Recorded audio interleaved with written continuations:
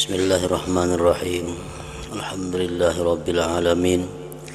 Wassalatu wassalamu ala asyrafil anbiya wal mursalin Sayyidina Maulana Muhammadin wa ala alihi wa sahbihi ajma'in. Qala al-musannifu rahimahullah wa nafa'ana bi ulumihi fid dharain amin. Mendengar sabdaan Rasulullah sallallahu alaihi wasallam ini, lalu Mu'adz menangis seraya berkata, di mana di dalam hadis itu telah disebutkan penjelasan Rasulullah sallallahu alaihi wasallam bagaimana amal ibadah yang dilakukan seorang hamba itu sehingga bisa sampai ke hadirat Allah Subhanahu wa taala, yaitu ada tingkatan-tingkatan, tahapan-tahapan yang mesti dilalui. Ada 7 penjagaan dari malaikat sehingga amal dari orang yang takwalah yang bisa sampai ke hadirat Allah Subhanahu wa taala. Mendengar penjelasan itu, Mu'adz bin Jabal, sahabat Nabi, menangis seraya berkata, engkau adalah Rasulullah sallallahu alaihi wasallam, sedangkan aku adalah Mu'adz, hamba Allah yang biasa, bukan Rasul. Maka bagaimana aku dapat selamat dan sejahtera? Kalau engkau, wahai Rasul, Rasulullah, sedangkan aku seorang hamba yang biasa, bagaimana mungkin amal ibadahku bisa sampai kepada Allah? Lalu Rasulullah sallallahu alaihi wasallam menjawab, hendaklah engkau ikuti aku. Hendaklah engkau ikuti aku walaupun hanya dengan sedikit amalan. Sedikit amalan tetapi ittiba, mengikut dengan Nabi sallallahu alaihi wasallam.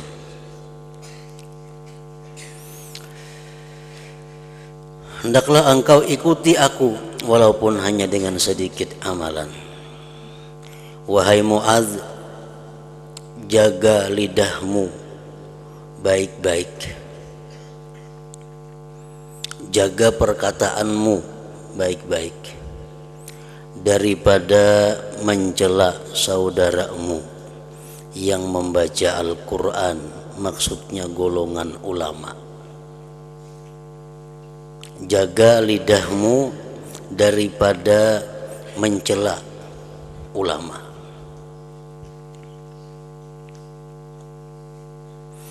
Dan pertanggungkanlah segala dosamu ke atasmu, dan jangan engkau mempertanggungkan dosamu ke atas mereka. Salah satu di antara pemahaman ini adalah, kalau engkau berbuat dosa, wahai Mu'adz, perbuatlah artinya dosa yang hanya untuk pribadimu. Jangan sampai dosamu itu diikuti oleh orang-orang sesudahmu, karena itu merupakan beban tanggung jawabmu nanti di hadapan Allah Subhanahu wa ta'ala. Sebagaimana ada disebutkan amal jariyah, amal yang mengalir sesudah kita mati. Amal ibadah ada, amal maksiat ada yang mengalir sesudah mati kepada kita. Amal ibadah dalam hadis disebutkan sedekah jariyah atau ilmu yang yuntafa'u bihi, yang diambil manfaat orang, atau waladin salih yad'ulah, atau anak yang saleh yang mendoakan.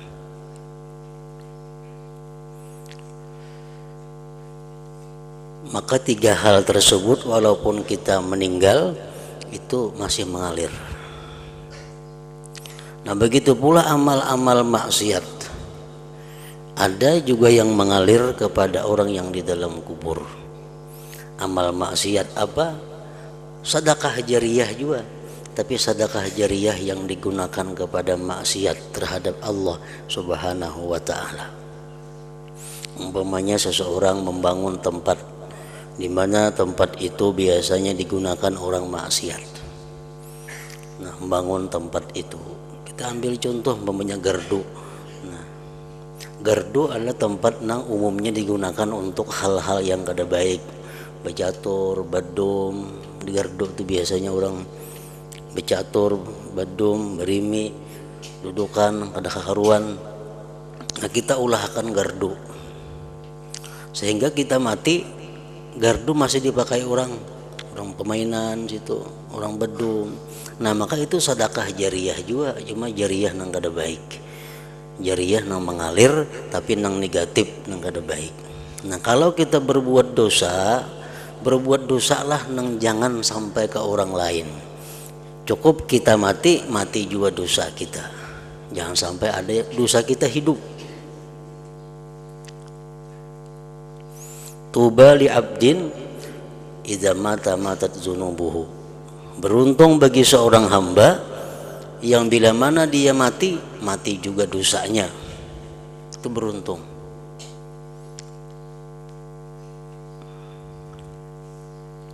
Ilmu yang dimanfaatkan dengannya, ilmu kebaikan, bagus. Tapi kalau ilmu-ilmu yang sesat, ilmu-ilmu yang mendorong orang untuk berbuat maksiat, ilmu-ilmu yang mengajarkan tentang hal-hal yang dilarang Allah, kita mati, ilmu yang kita ajarkan itu selama masih dipakai orang, tetap dosanya akan mengalir kepada yang di dalam kubur itu. Misal kita ada mengarang kitab atau mengarang buku yang mana di situ ada kemaksiatan, yang di situ ada mengajarkan orang-orang untuk berbuat maksiat. Walhasil kita mengarang buku yang sesat atau mengajarkan ilmu yang sesat. Nah kita mati, ilmunya masih diamalkan orang, kitabnya masih dicetak, difotokopi orang, maka kita pun di dalam kubur mendapat demikian. Termasuk di situ adalah inisiatif atau pikiran-pikiran, ide-ide nang kada bagus. Ini mempunyai gagasan, mempunyai pemikiran macam ini, lalu ditiru orang, dicontoh orang, sampai inya mati masih dipakai orang saran-saran nang kada baik itu. Nah, itu termasuk nang mengalir ke dalam kuburnya. Sebagaimana sabda Nabi yang mengatakan, artinya setiap kali ada pembunuhan di muka bumi yang tidak benar, maka anak Adam yang pertama mendapat bagian dari dosanya. Kenapa? Li'annahu sannal qatal, karena dialah orang yang pertama-tama mengajarkan pembunuhan itu. Nah,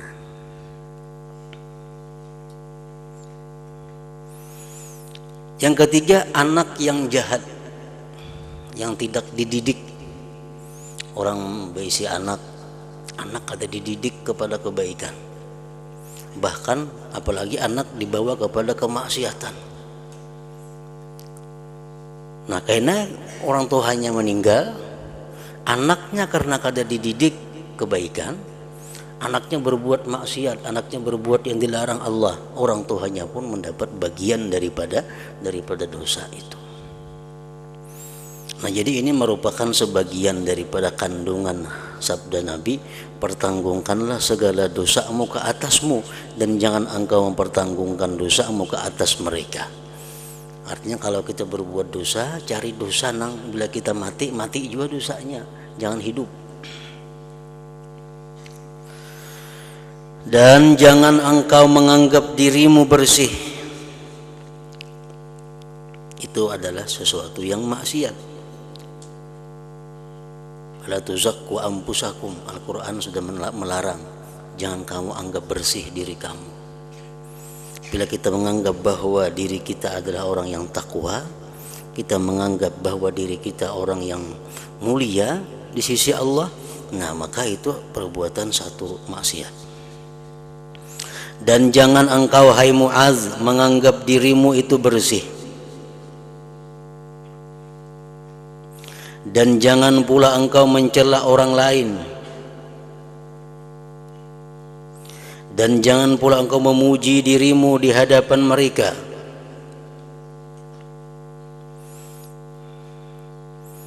Dan jangan pula engkau memuji dirimu di hadapan mereka, mengisahkan tentang keutamaan diri di hadapan mereka.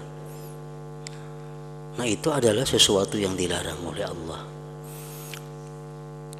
Wahai Mu'adz, jangan pula engkau memuji dirimu di hadapan mereka, dan jangan engkau campurkan urusan dunia di dalam urusan akhirat.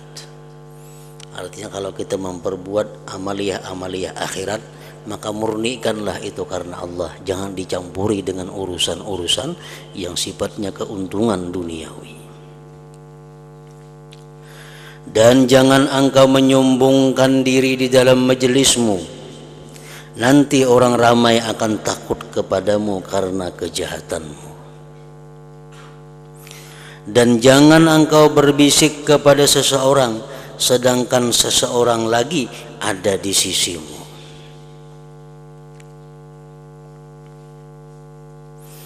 Dan jangan engkau membesarkan dirimu,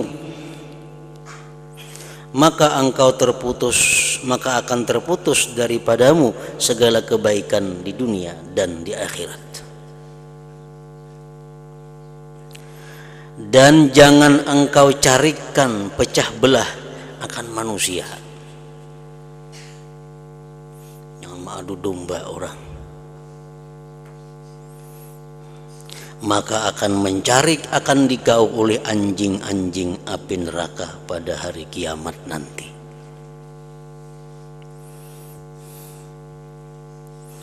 Allah telah berfirman, wan nasyitati nashta, maksudnya demi yang mencarik, merubik, akan carikan atau rubikan.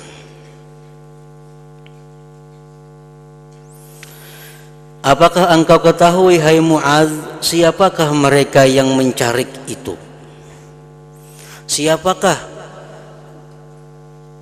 yang merubik-rubik manusia itu di dalam api neraka kaina? Lalu Mu'adz menjawab, ya Rasulullah, sebenarnya siapa mereka itu? Lalu Nabi SAW menjawab, itulah anjing-anjing yang garang di dalam api neraka, yang akan mencarikan daging sehingga sampai ke tulang. Balasan kepada orang-orang yang mengadu domba, memecah belah persatuan orang-orang yang baik, persahabatan orang yang rukun, damai.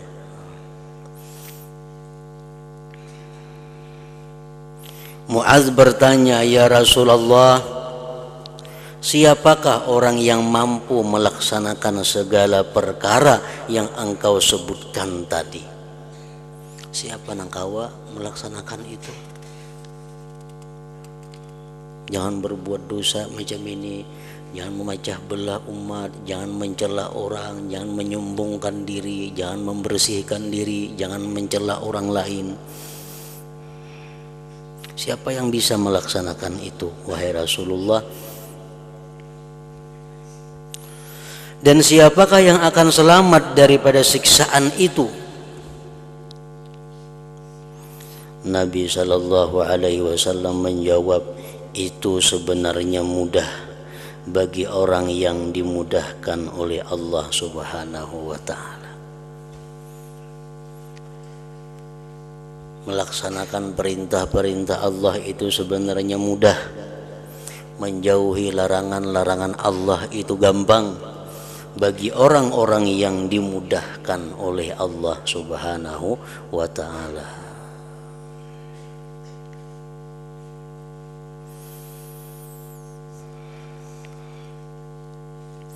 Nah, bagi orang-orang yang kadang mendapat kemudahan dari Allah, bagi orang-orang yang kadang mendapat petunjuk dari Allah, maka segala amal kebajikan itu dianggapnya adalah sulit.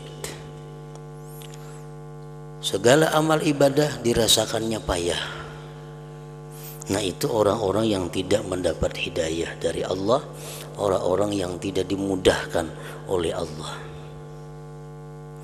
Dan Rasulullah sudah memberikan pengarahan, penjelasan kepada umatnya, kullun muyassarun lima khuliqa lahu. Itu hadis pindik, singkat, tapi hadis itu dapat menggugah hati setiap orang yang mengerti. Hadis yang pindik tadi bisa menggugah hati orang-orang yang memikirkan tentang dirinya. Kullun muyassarun lima khuliqa lahu.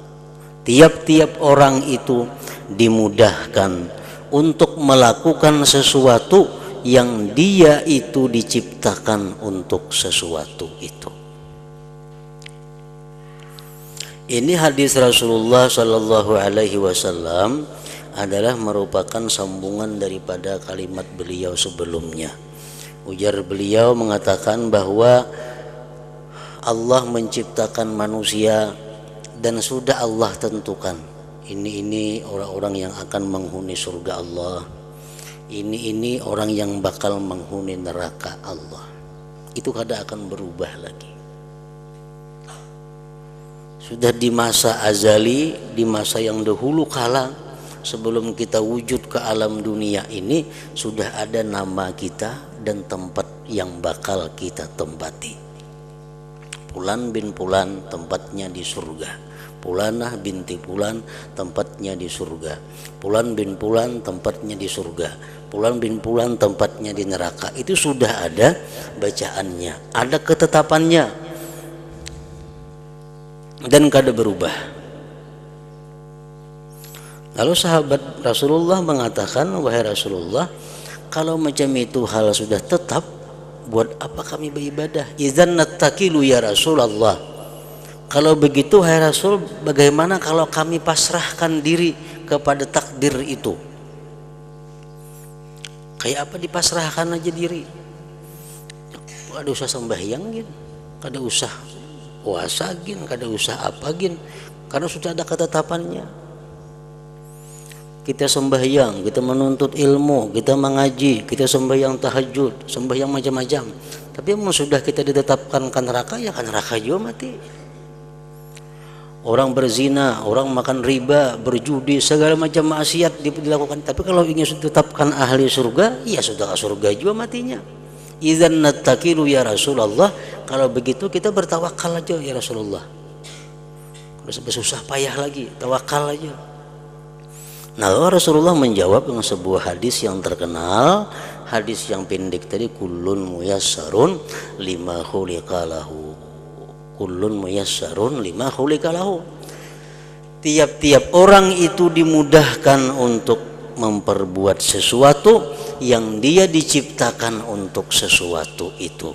Kalau kita diciptakan Allah untuk menghuni surga, kita ditetapkan oleh Allah untuk menghuni surga, kita pasti dimudahkan oleh Allah untuk melakukan amal-amal yang mengarah kepada surga.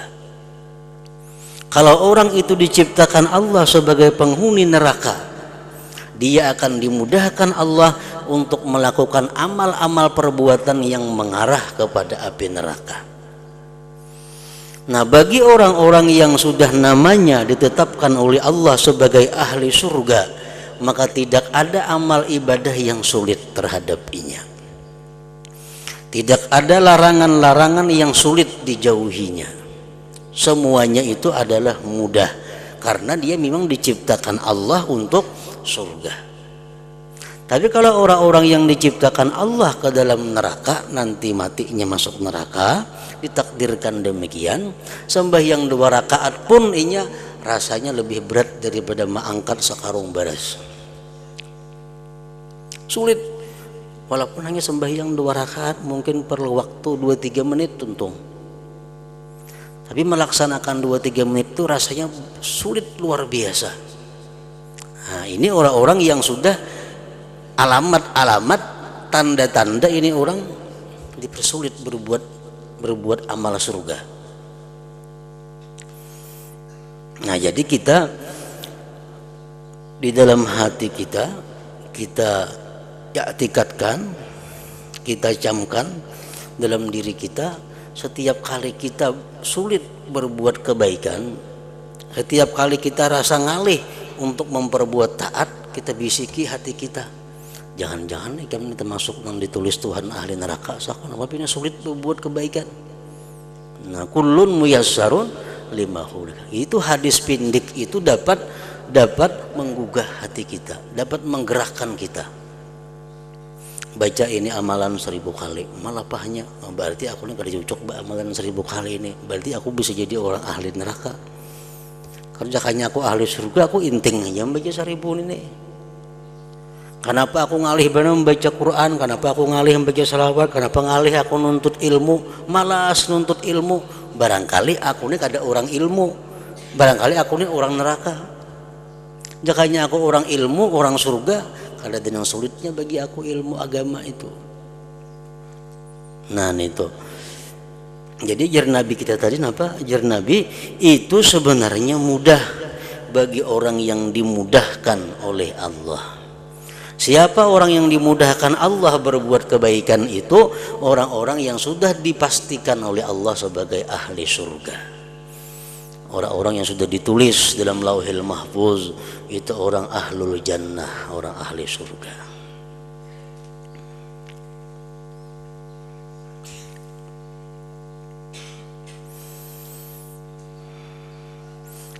Merencanakan satu maksiat, merencanakan sesuatu hal yang dilarang Allah. Kenapa selalu mudah?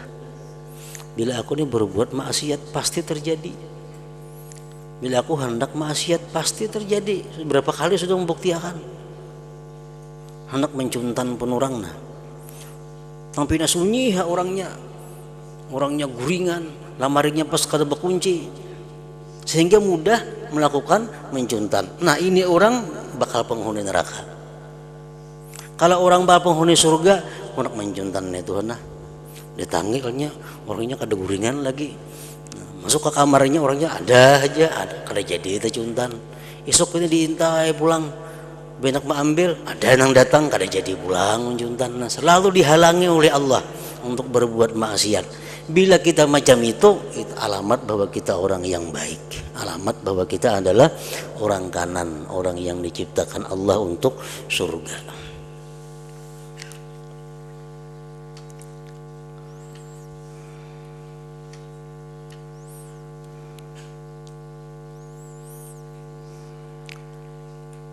Kawalah dirubah lagi, kada kawan dirubah lagi. Orang tuh ditakdirkan Tuhan sudah di masa azali. Orang tuh di rahim kita nih sudah diberitahukan oleh Tuhan kepada malaikat yang muwakal di rahim ibu. Catat tuh nah itu orang-orang syakiyun, orang celaka. Kada kau berubah lagi. Walaupunnya menuntut ilmu, walaupun didoakan oleh siapa aja yang manduk sedunia orang mendoakan inya, kada berubah lagi takdir Allah itu. Fakat jaffal kalam, takdir Allah itu sudah kering tintanya, artinya kada kau dihapus lagi itu. Nah, tinggal kita aja lagi mengetahui diri kita kemana arahnya.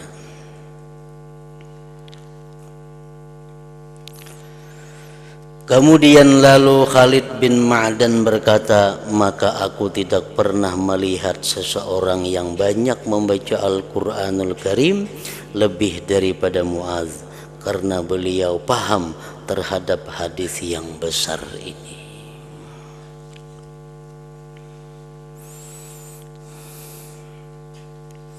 Maka hendaklah engkau renungkan baik-baik perkara-perkara yang terkandung di dalam hadis ini. Wahai orang yang gemar kepada ilmu pengetahuan,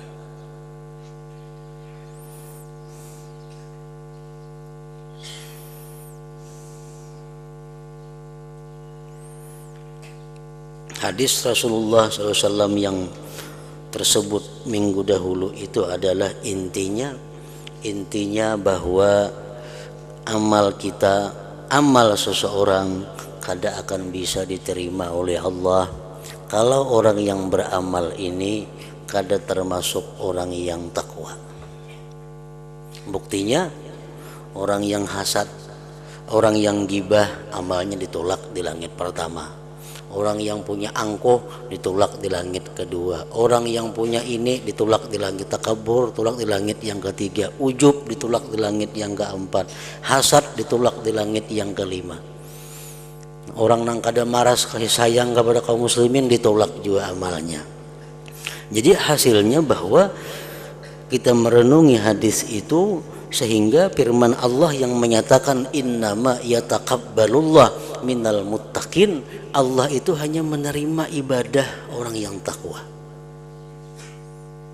Kalau orang kada takwa, kada akan diterima oleh Allah Subhanahu wa taala. Nah, itu intinya hadis yang besar tadi.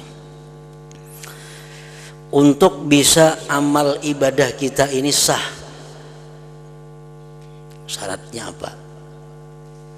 Kita mesti mukmin dan muslim, mesti iman dan Islam.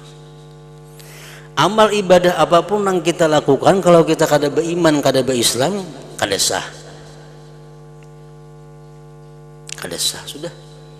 Sembahyang Islam syaratnya, puasa Islam, zakat Islam, haji Islam, iman dan Islam. Kalau kita kada beriman, kita kada Islam, amal kada sah. Nah, jadi sahkan amal kita dengan Islam dan iman. Tapi Islam lawan iman kada cukup modal kita. Kalau kada ditambah dengan satu lagi, yaitu apa? Ihsan. Nah, ihsan inilah merupakan sama dengan daripada takwa. Kalau sudah kita iman, Islam dan ihsan, baru kita melakukan satu taat kepada Allah. Nah, taat kita itu diterima oleh Allah. Makanya Jibril bertanya kepada Rasul, wahai Muhammad, apa itu iman?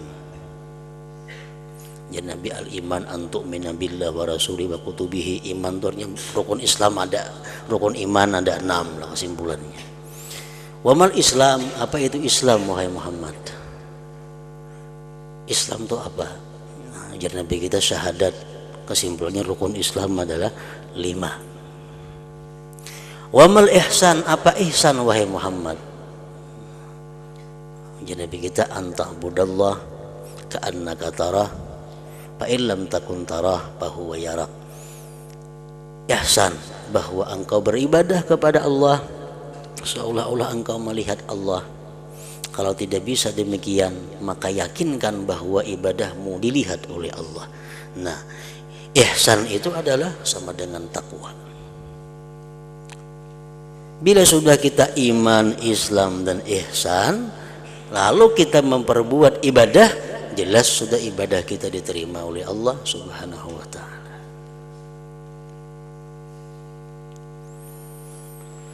Maka hendaklah engkau renungkan baik-baik perkara-perkara yang terkandung dalam hadis ini, wahai orang yang gemar kepada ilmu pengetahuan, dan ketahuilah bahwasanya sebesar-besar sebab yang dapat mengukuhkan perangai yang jahat di dalam hati ialah menuntut ilmu dengan tujuan hendak menunjuk-nunjuk kebulihan, dan dengan tujuan supaya pandai bercakap. Itu perangai yang paling jahat.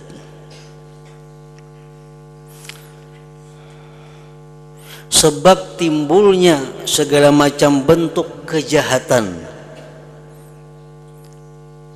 bisa dimulai dengan menuntut ilmu, tapi tujuannya hendak mencari kebulihan, kehebatan, supaya pandai bercerita, supaya pandai berbicara. Nah, bila orang menuntut ilmu agama tujuannya supaya dapat kedudukan, dapat keistimewaan di sisi manusia, dia banyak membaca ilmu, menuntut ilmu agar pandai bicaranya, nah itu sumber segala macam kejahatan. Karena orang awam, orang yang tidak berilmu adalah bersih daripada perangai-perangai yang jahat. Orang nang awamnya kada ada niat tangka itu. Dan orang yang mencari ilmu adalah menjadi sasaran penyakit-penyakit hati yang dapat membinasakan.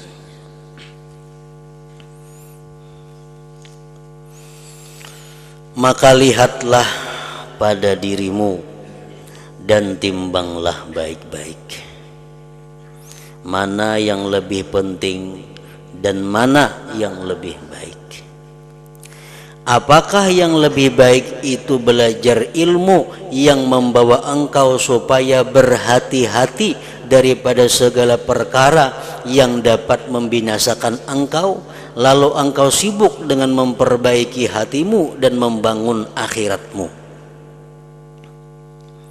Ataukah yang lebih baik itu engkau bergaul dengan orang-orang yang banyak bercakap kosong, maka engkau mencari ilmu yang menjadikan engkau orang yang takabur, riya, hasad dan ujub, sehingga akhirnya engkau akan binasa bersama dengan orang-orang yang binasa. Ilmu apa yang mestinya dahulu kita cari? Ilmu apa yang mestinya kita tuntut? Cari ilmu yang lebih penting, ilmu yang lebih baik, ilmu yang bisa menyelamatkan kita dunia dan akhirat. Dan ketahuilah olehmu bahwa 3 perkara ini, hasad, riya, dan ujub, ialah asal kepada segala penyakit hati.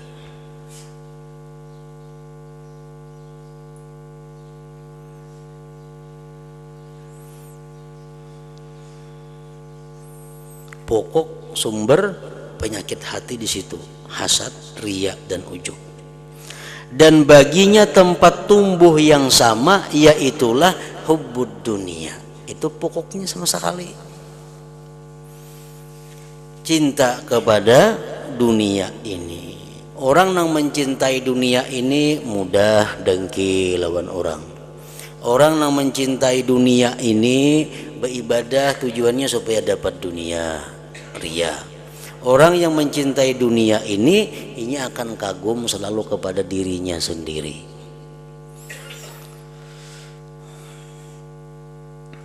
Oleh karena itu Rasulullah sallallahu alaihi wasallam pernah bersabda, hubbud dunya ra'su kulli khati'atin.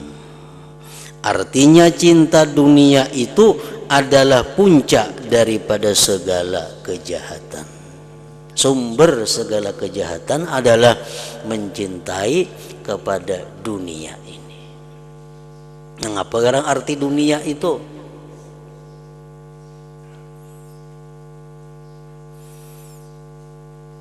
Dunia ini adalah sesuatu yang tidak ada manfaat kepada kita sesudah kita mati. Dunia ngarannya.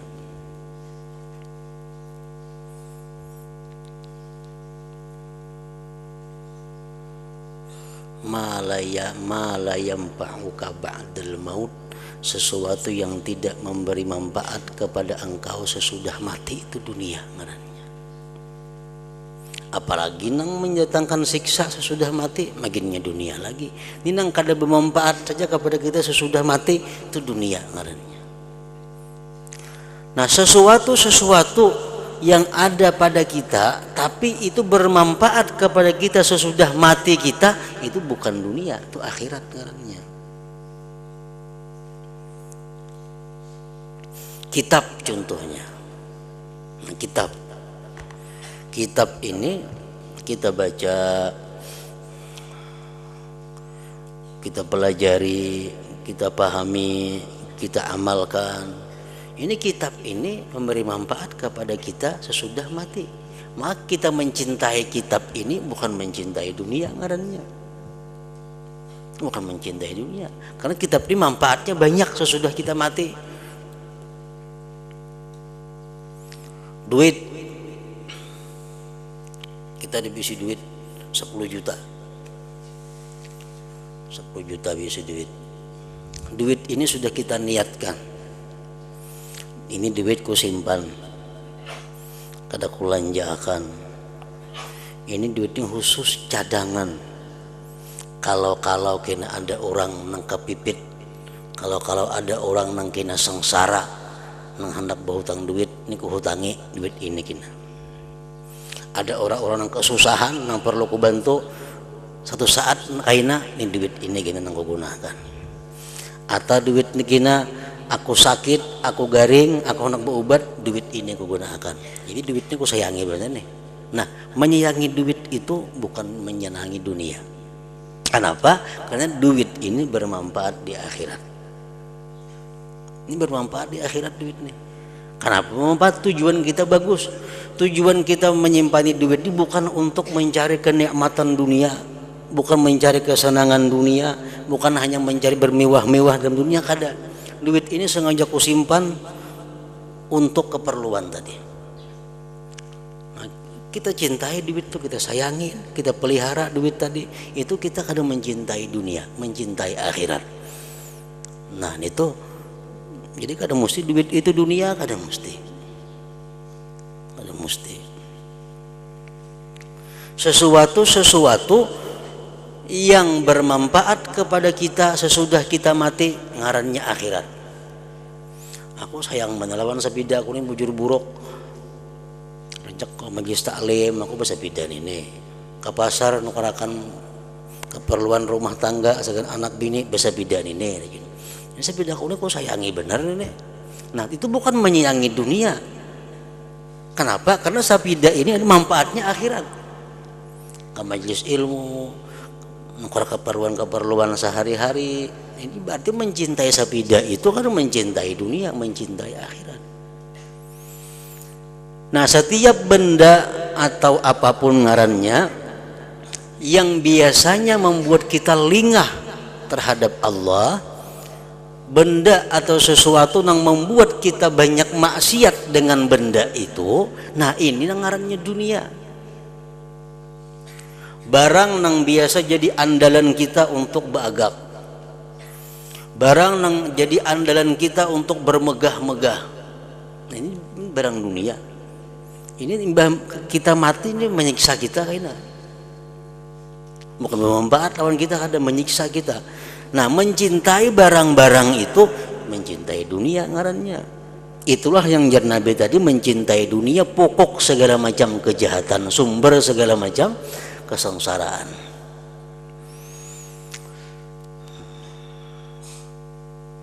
Karena itu Rasulullah SAW bersabda, hubbud dunya ra'su kulli khati'ah.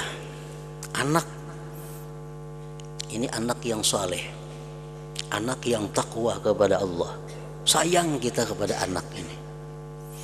Atau anak yang kada berdosa, masih kekanakan lagi, itu kada berdosa ini. Kita sayangi mereka itu kita kadang menyayangi dunia karena itu bermanfaat ke akhirat. Tapi kalau ada anak yang suka maksiat kepada Allah, sembahyangnya belang kambingan, rambut bahabang bahijau anaknya, bebunil bakakalong, nah, disayangi anak seperti ini menyayangi dunia, itu mencintai dunia. Kenapa? Karena anak ini kalau sudah kita mati menyengsarakan kita, menambah siksa di akhirat. Karena kita menyayangi sesuatu yang dilarang Allah menyayanginya, mencintainya. Hubbud dunya ra'su kulli khati'ah, artinya cinta dunia itu adalah puncak daripada segala kejahatan. Nah hingga situ. Namun demikian dunia juga adalah ladang untuk akhirat.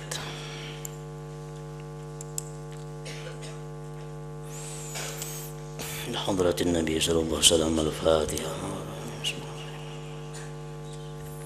إياك نعبد وإياك نستعين